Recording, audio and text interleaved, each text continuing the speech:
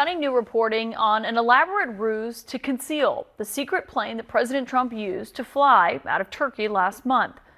The Washington Post reports this tonight, saying, quote, an Iranian assassination threat against President Trump prompted an extraordinary operation in which he flew secretly from Turkey. ትራምፕ አገር ሰላም ብለው በዓለም ታላላቅ መሪዎች የተከበበውን የኔቶ ስብሰባ ለመታደም ወደ አንካራ አምርተው ነበር። ነገር ግን የስብሰባው ጭብጥ ገና ሳይጠናቀቅ ከጀርባ ሌላ ትልቅ አደጋ እየተሸረበ ነበር። ያለፉት 5 ወራት ከባድ ጦርነት ውስጥ የገባችው ኢራን ትራምፕ ያረፉበትን የቅንጦት ሆቴል፣ የእርሳቸው መጓጓዣ ኮንቬይ የሚጓዝበትን መንገድ አልፎ ተርፎም ኤርፎርስ ዋንን በአየር ማረፊያ አቅራቢያ በትከሻ ላይ በሚያዝ ሚሳኤል መታ ለመጣል እቅድ ማውጣቷን አሜሪካውያን የስለላ ሰዎች በድንገት ይደርሱበታል። ይህ መረጃ እንደወጣ ሰዓቱ ይከንፍ ጀመር። የደህንነት አካላቱና የሴክሬት ሰርቪስ አባላት ፕሬዝዳንቱን በሕይወት ለማስወጣት ሴኮንዶች እንኳን አልነበራቸውም። በዚህ አስደንጋጭ ሁኔታ ውስጥ የተካሄደው ስልት ግን ሊገመት የማይችል ነበር። ፕሬዝደንቱ መደበኛውን አውሮፕላን ትተው አብረዋቸው ያሉትን አብዛኞቹን ከፍተኛ ባለስልጣናትና የቅርብ ረዳቶቻቸውን ጥለው በባዶ የምግብ ማጓጓዣ መኪና ካተሪንግ ትራክ ውስጥ ተደብቀው ምስጢሩ ወደ ተጠበቀበት ይዘዋወራሉ። በእርግጥ ግን ወደ ሌላ አውሮፕላን እንዴት ሊዘዋወሩ ቻሉ? አውሮፕላን ለማስቀየር የፈበረኩት ሽፋንስ ምን ነበር? ተከታዮቹ ደቂቃዎች ይህንን አስገራሚ ታሪክ የሚመለከቱ ናቸው። አብረን እንቆይ።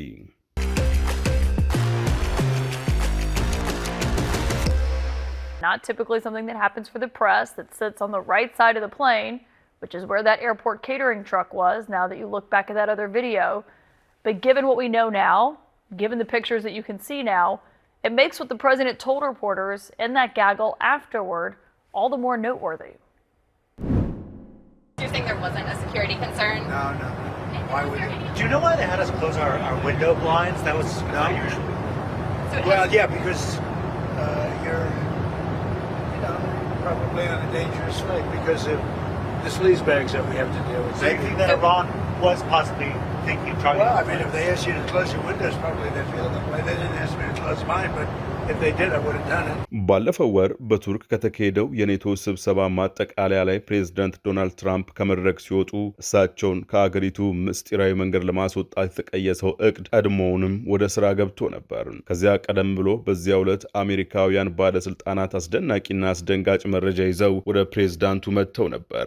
ፕሬዝዳንቱ የትራንስፖርት ማጓጓዣ በቱርክ ዋና ከተማ ውስጥ እንዴት እንደሚንቀሳቀስ መረጃው ነበራቸው። እንዲሁም ትራምፕን የመግደል ፍላጎታቸው አሁንም እንዳለ ነው። ይህም ምናልባት በትከሻ ላይ የሚሰቀል ሚሳኤል በመጠቀም ኤርፎርስ ዋን አውሮፕላንን በመጣል ሊሆን እንደሚችል ለጉዳዩ ቅርብ የሆኑ የዩናይትድ ስቴትስ ባለስልጣናት ለሲኤንኤን ተናግረዋል። ኢራን በአንካራ ስለነበረው የትራምፕ ዝግጅት ያገኘችው የመረጃ ዝርዝር የፕሬዝዳንቱን ቡድን ያሳሰበ ቢሆንም አንዳንድ አሜሪካውያን ባለስልጣናት ግን በጥብቅ በተጠበቀው የኔቶ ስብሰባ ላይ የኢራን የግድያ ሴራ ሊሳካ ይችላል ብለው ለማመን ተቸግረው ነበር። አንድ ባለስልጣን እንደተናገሩት የእስራኤል መንግስት ስለ ኢራን የግድያ ሴራ ያገኘነው መረጃ ሲአይኤ አጋርቶ ነበር። ሆኖም ኤጀንሲው እንዲሁም ሌሎች የትራምፕ ባለስልጣናት የእስራኤልን መረጃ በጥርጣሬ ተመለክተውታል። በሲአይኤ ውስጥ ያሉ ሰዎች ስለ መረጃው ተአማኒነት እንዲሁም ኢራን እንዲህ አይነቱን ጥቃት ለማድረስ የሚያስችል አቅም እንዳላት ጥያቄ አንስተዋል። ቢሆንም ለአሜሪካ ባለስልጣናትና በስብሰባው ላይ ስለተከሰተው ነገር የሚያውቁ ሰዎች ገለጻ ይፋ የሆኑት መረጃዎች በአሜሪካ ባለስልጣናት ዘንድ የከፍተኛ ጥንቃቄ ደረጃን ፈጥረዋል። በሕይወታቸው ላይ የተቃጣው የኢራን ዛቻ በአሜሪካ ውስጥ ከተካሄዱት 3 የተለያዩ የግድያ ሙከራዎች ጋር ተደማምሮ በቡድናቸው ዘንድ ላለፉት ጊዜያት አደገኛ ሁኔታን ፈጥሮ ቆይቷል። በዚህም ምክንያት ትራምፕ በኮስታራ ፊትና በግራ እጃቸው የሰነድ መሸከፊያ ባይንደር ይዘው ጋዜጣዊ መግለጫቸውን ለመስጠት ከታቀደው ጊዜ 2 ሰዓት ዘግይተው በመውጣት ስብሰባው ትልቅ ስኬት እንደነበረ ገለጻ አደረጉ። ነገር ግን በዕለቱ የታዘቧቸው ሰዎች እንደሚሉት ትራምፕ ኢራን እሳቸውን ለመግደል ባላት ፍላጎት አእምሯቸው የተያዘ ይመስል ነበር። በ3 የካቢኔ አባላትና በጥቂት ከፍተኛ ረዳቶቻቸው ተከበው ፕሬዝዳንቱ ሕይወት በጣም አደገኛ ሁኔታ ላይ ነው ሲሉ ተናግረዋል። ትራምፕ ከጥቂት ደቂቃዎች በኋላ ከመድረክ ወጡ። የፕሬዝዳንቱ ልዩ ተሽከርካሪ ከፕሬዝዳንቱ ግቢ ተነስተው ወደ አንካራ አውሮፕላን ማረፊያ ካመሩ ከ6 ደቂቃዎች በኋላ አንዲት ነጭ የምግብ ማጓጓዣ መኪና ካተሪንግ ትራክ ከኤርፎርስ ዋን አውሮፕላን ጎን ቦታዋን ያዘች። ፕሬዝዳንቱ ከአገሪቱ በሰላም የሚወጡበትን መንገድ መቀየስ የጥቂት ከፍተኛ ባለስልጣናት ዋና ትኩረት ሆኖ ነበር። እነዚህ ባለስልጣናት በቱርክ ጠዋቱንና ከሰዓቱን የነበራቸው ያሏቸውን አማራጮች ሲገመግሙና ትራምፕ ከዓለም አቀፍ መሪዎች ጋር ከስብሰባ ወደ ስብሰባ ሲንቀሳቀሱ አዳዲስ መረጃዎችን ሲያቀርቡላቸው እንደነበረ ባለስልጣናቱ ገልጸዋል። ውይይቱ ረዥም ጊዜ የሚወስድ አልነበረም። ይዛቸው ዝርዝር መረጃ ይፋ ከሆነ ከጥቂት ሰዓታት በኋላ ትራምፕ ሐምሌ 8 ምሽቱን ከቱርክ ለመውጣት ፕሮግራም ተይዞላቸው ነበር። በሚያምረውና በደንብ በሚጠበቀው የቤሽቴፔ ፕሬዝዳንታዊ ግቢ ውስጥ የሚገኙ ትናንሽ ክፍሎች ውስጥ ከትራምፕ ቀድሞ ቱርክ የደረሱት ኤታማዦር ሹሙ ጄኔራል ዳን ኬን ከሴክሬት ሰርቪስ ጋር በመሆን እቅድ ለማውጣት ሌሎችን ከፍተኛ ባለስልጣናት አስተባብረዋል። ባለስልጣናቱ ይዛቸውን ባህሪ ጨምሮ በርካታ ነገሮችን ይመዝኑ ነበር። እስራኤል በመጀመሪያ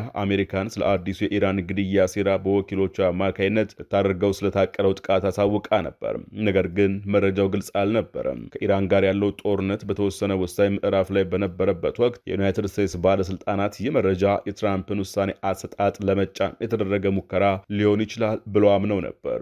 ለጉዳዩ ቅርብ የሆኑ 3 የአሜሪካ የመረጃ ምንጮች እንደተናገሩት ከጉዞው በፊት የነበሩ የአሜሪካ የመረጃ ግምገማዎች አዲስና የተለየ የኢራን የግድያ ሴራ እንዳለ የሚያሳይ ምንም ምልክትን አላሳዩም። ይልቁንም ባለስልጣናቱ የትራምፕን ሞት የሚጠይቁ የኢራን አካላትን ተከታታይ ውይይቶችንና መረጃዎችን ገልጸዋል። ትራምፕን ኢላማ የማድረግ ፍላጎት በኢራን መሪዎች ላይ ብቻ የተወሰነ አልነበረም።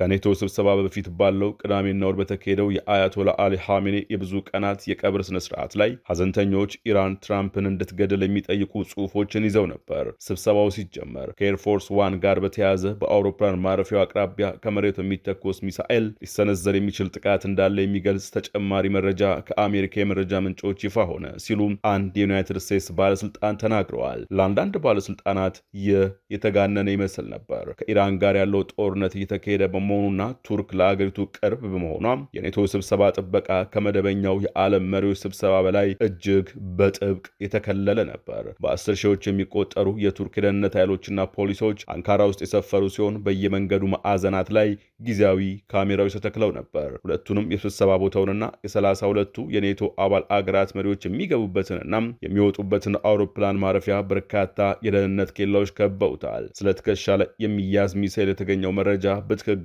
ከየት እንደመጣ ግልጽ አይደለም። አሜሪካውያንና የአካባቢው ባለስልጣናት በኋላ እንዳሉት ፕሬዝደንቱ ከተነሱ በኋላ ምንም አይነት ታጣቂ አልተያዘም ወይም የሚሳኤል ሴራ የሚያሳይ ማስረጃም አልተገኘም። ቢሆንም ሴክሬት ሰርቪስ ባለው አጭር ጊዜ ውስጥ ሊኖር የሚችለው አደጋ እንደፈለገ እርግጠኛ ባይሆንም ቁም ነገር ሊወሰድ እንደሚገባው ይወስናል። አንድ ባለስልጣን እንደተናገሩት ዛቻው በዚያ ዕለት እጅግ ከባድ እርምጃዎችን መውሰድ የሚያስፈልግበት ደረጃ ላይ ደርሶ ነበር። ያ ካልሆነ እነዚህን እርምጃዎች አንወስድም ነበር። አንዳንድ የደህንነት ባለስልጣናት ትራምፕን ከቱርክ በሰላም ለማስወጣት የተሻለው መንገድ የሚሳኤል ዛቻው ለመጀመሪያ ጊዜ በታወቀበት ጠዋት ላይ አገሪቱን በምስጢር ለቀው እንዲወጡ ማድረግ እንደሆነ አምነው ነበር ሲሉም ለጉዳዩ ቅርብ የሆኑ 2 ምንጮች ተናግረዋል። ያ ሐሳብ ውድቅ ተደረገ። ትራምፕም ጋዜጣዊ መግለጫቸውን ከመስጠታቸው በፊት ከዩክሬንና ሶሪያ መሪዎች ጋር መገናኘትን ጨምሮ ፕሮግራማቸውን ቀጠሉ። ሆኖም በሕይወታቸው ላይ የተቃጣው ዛቻ የተወሰነ የአእምሮ ጫና ይፈጥርባቸው እንደነበር ግልጽ ነው። ትራምፕ ከኔቶ ዋና ጸሐፊ ጋር በነበራቸው የጠዋት ስብሰባ ላይ ዛሬ ጠዋት አንድ ነገር አየው፣ በእያንዳንዱ በእነርሱ ዝርዝር ውስጥ አለው እና እስካሁን ድረስ ትንሽ እድለኛ ሆንኩ ይመስለኛል ሲሉ ተደመጡ። ነገር ግን ያ ምናልባት ረዥም ጊዜ ላይቀጥል ይችላል ሲሉም ማከሉ። ከሴክሬት ሰርቪስ ከዋይት ሃውስ እና ከወታደራዊ ክፍል ያሉ ባለስልጣናት ትራምፕን ከአገሪቱ ምስጢር ባለው መንገድ ለማስወጣት እቅድ ሲነድፉ ትራምፕ በራሳቸው በኩል ወደ ቱርክ የመጡበትን የ$400 ሚሊዮን ግዙፍ አውሮፕላን ለምን ይዘው ወደ አሜሪካ እንዳልተመለሱ ለማብራራት ሌላ ጥረት አድርገዋል። በካታር የተለገሰው ቦይንግ 747 አውሮፕላን ለፕሬዝዳንቱ ትልቅ የኩራት ምንጭ የነበረ ቢሆንም ባለስልጣናት ግን አውሮፕላኑን ከኢራን አቅራቢያ ወደምትገኝ አገር ማብረሩን በምስጢር ይፈሩት ነበር። ከዋሽንግተን የተደረገው በረራ ስኬታማ የነበረ ሲሆን ትራምፕ አውሮፕላን ማረፊያ ሲደርሱ ከቱርኩ ፕሬዝደንት ረሲፕ ታይፕ ኤርዶዋን ጋር ሲገናኙ በራሳቸው መርጠው በተቀባው አዲሱ ቀለም ባላቸው አዲስ አውሮፕላን ኩራት ይሰማቸው ነበር። ትራምፕ እንዲህም አሉ፣ አሮጌው አውሮፕላን አሁን መጠባበቂያ ብቻ ነው። ነገር ግን የደህንነት ባለስልጣናት ከአንድ ቀን በኋላ አዲሱ አውሮፕላንም ሆነ አሮጌው በቀላሉ የሚታወቅ ሰማያዊና ነጭ ሞዴል ትራምፕ ለቀው እንዲወጡበት ተስማሚ እንዳልሆኑ ወሰኑ። ፕሬዝዳንቱ ይህን በፍጥነት ተረዱ። ከዓለም ምርጥ ነው ብለው የተኩራሩበት ጄት ለምን የመልስ ጉዞ እንዳልተጠቀሙበት የሚያስነሳቸውን የማይመቹ ጥያቄዎች እንደሚፈጥር ተረዱ። ከሰዓት 9 ሰዓት ከ42 ደቂቃ ላይ ከዩክሬኑ ፕሬዝዳንት ቮሎዲሚር ዘለንስኪ ጋር ወደ ስብሰባ ከመግባታቸው ጥቂት ቀደም ብሎ ትራምፕ በካታር የተለገሰው አዲሱ ጀት በብሪታንያ ወደሚገኘው የአየር ኃይል ጣቢያ እንደሚበርና እዚያ ያሉ ወታደሮች እንዲጎበኙት እድል እንደሚሰጥ በማህበራዊ ገጻቸው ላይ ለጠፉ። ሁሉም ሰው በጣም ተነሳስቷል። እናም የመጀመሪያዎቹ እነሱ መሆን አለባቸው ብለን አስበናል ሲሉ ጻፉ። አክለውም የድሮውን ጀት ለድሮ ትዝታ ሲሉ እንደሚወስዱ ገልጸውታል። በእውነቱ ከሆነ ግን ሁለቱንም አልወሰዱም። በአማካሪዎቻቸውና በሴክሬት ሰርቪስ የተዘጋጀው እቅድ ለፕሬዝዳንቱ ደህንነት ሲባል በስፋት ጥቅም ላይ በሚውለውና በጥንቃቄ የተቀየሰው የማታለያ መንገድ ላይ የተመሰረተ ነበር። የሴክሬት ሰርቪስ ኮሚኒኬሽንስ ኃላፊ አንቶኒ ጉግሊሊማን የዩናይትድ ስቴትስ ሴክሬት ሰርቪስን በምናስጠብቅበት በማንኛውም ቦታና በቅጽበት ጥበቃችንን ለመምራት ሰፊ መረጃዎችን ተከታታይነት ባለው መልኩ ይተነትናል ብለዋል። አከሉ በቅርቡ ከተደረጉት የግድያ ሙከራዎችና በፕሬዝዳንቱ ላይ የተቃጡ ዛቻዎች ከፍተኛ ጭማሪ ማሳየታቸውን ተከትሎ በተሰጠን ተልዕኮ ላይ ጸንተን እንቀጥላለን። ይህ ሴራ ትራምፕ ወደ ቀድሞ ኤርፎርስ ዋን አውሮፕላን እንዲገቡና ከዋናው በር በፍጥነት ወደ ሌላኛው የአውሮፕላኑ ጎን መውጫ እንዲሄዱ ይጠይቅ ነበር። እዚያም ነጩ የመኪና ማጓጓዣ መኪና እየጠበቃቸው ነበር።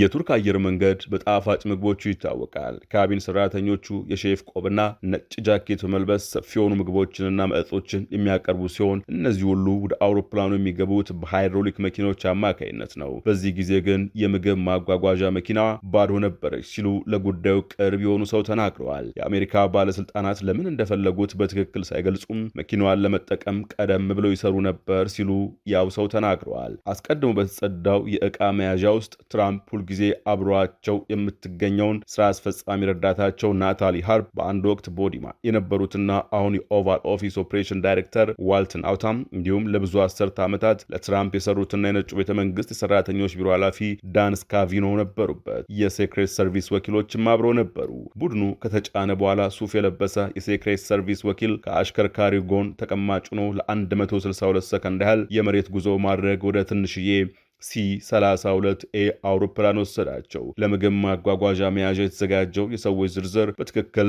እንዴት እንደተዘጋጀ ግልጽ አይደለም። የመከላከያ ሚኒስትሩ ፔት ሄግስ ወደ ብሪታንያ በሚደረገው በረራ ላይ በC-32A አውሮፕላን ውስጥ ከትራምፕ ጋር ተቀላቅለዋል። በትልቁ አውሮፕላን ውስጥ የቀሩት የውጭ ጉዳይ ሚኒስትሩ ማርኮ ሩቢዮና የፋይናንስ ሚኒስትሩ ስኮት ቤሰንት ከትራምፕ ከፍተኛ አማካሪዎች ጋር ነበሩ። እነሱም ከፍተኛ የፖሊሲ አማካሪ ስቴፈን ሚለር፣ የኮሚኒኬሽን ዳይሬክተር ስቴፈን ቼንግ፣ የሰራተኞች ጸሐፊ ዊል ሻርፍ፣ የብሔራዊ ደህንነት ምክትል አማካሪ ማይክል ኒድሃም እንዲሁም የምክትል ቺፍ ኦፍ ስታፍ ሪቻርድ ዋልተርስ ነበሩ። የቅድመ ዝግጅትና የፕሬስ ቢሮዎችን ጨምሮ ሌሎች ሰራተኞችም በአውሮፕላን ውስጥ የቀሩ ሲሆን አብዛኞቹ ትራምፕ ከፊተኛው ካቢኔ ውስጥ እንዳልነበሩና በእውነቱ በአውሮፕላን ውስጥ ጭራሽ እንዳልነበሩ አያውቁም ነበር። የመስኮት መጋረጃቸውን ዝቅ አድርገው እንዲያቆዩም ተነግሯቸው ነበር። የቀድሞ የሴክሬት ሰርቪስ ወኪልና የሲኤንኤን ተንታኝ ጆናታን ዋክሮን እንደተናገሩት ፕሬዝዳንቱ የሚጋዙበት ወቅት ሴክሬት ሰርቪስ እንዲህ አይነት የማታለያ ጨዋታዎችን መጫወቱ የተለመደ ነው። ከፕሬዝዳንቱ ጋር የማታለያ መንገዶች ሁልጊዜ ይከሰታሉ። በዋሽንግተን ዲሲ ውስጥ ሄሊኮፕተር የሚሳፈሩበት እያንዳንዱ ጊዜ 3 ተመሳሳይ ሄሊኮፕተሮች የማታለያ ስራ ይሰራሉ ሲሉ ዋክሮ ተናግረዋል። ትራምፕ በዚህ ሳምንት ለጋዜጠኞች እንደተናገሩት ማንም ሰው በአውሮፕላን ውስጥ መኖራቸውን ባያውቅም ከቱርክ ሲወጣ አደጋ ተጋርጦበት የነበረው የእሳቸው አውሮፕላን እንጂ ማታለያው አልነበረም። ሆኖም አሜሪካውያን ባለስልጣናት ሁለቱም ጄቶች ለአደጋ ሊጋለጡ እንደሚችሉ ያመኑበት ቢያንስ አንድ ማሳያ ነበር። ሁለቱንም አውሮፕላኖች ከአገሪቱ አጅበው እንዲወጡም ተዋጊ ጄቶች ተዘጋጅተው ነበር። የዛሬው ጥንቅር በዚሁ ጠናቀቀ። አዲስ ማለዳ ሰብስክራይብ ማድረግ አይዘንጉ። ጤና ይስጥልን።